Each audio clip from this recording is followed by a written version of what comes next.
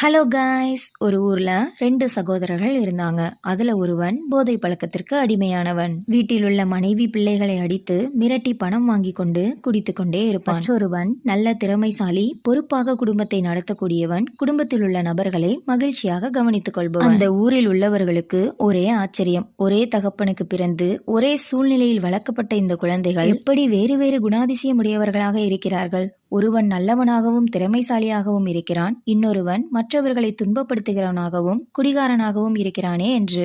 ஊரில் உள்ளவர்களில் சிலர் பொறுமை தாங்காமல் இருவரையும் அழைத்து விசாரித்தனர். இருவரும் ஒரே பதிலை சொன்னார்கள், என் அப்பாதான் என்று. அதற்கு குடிகாரன், என் அப்பா குடித்துவிட்டு மற்றவர்களை துன்பப்படுத்துவார், ஆதலால் நானும் அவரை போல் இருக்கிறேன் என்று கூறினார். மற்றொருவனோ, ஆம், என் அப்பா குடித்துவிட்டு மற்றவர்களை துன்பப்படுத்துவார், நான் அவ்வாறு இருக்கக்கூடாது என்று எண்ணி மற்றவர்களை நேசிக்கிறேன் என்றான். ஒவ்வொருவருடைய நடத்தையிலும் நேர்மறை மற்றும் எதிர்மறை குணங்கள் உண்டு. நாம் எதை எடுத்துக் கொள்ளுகிறோம் என்பதே முக்கியம்.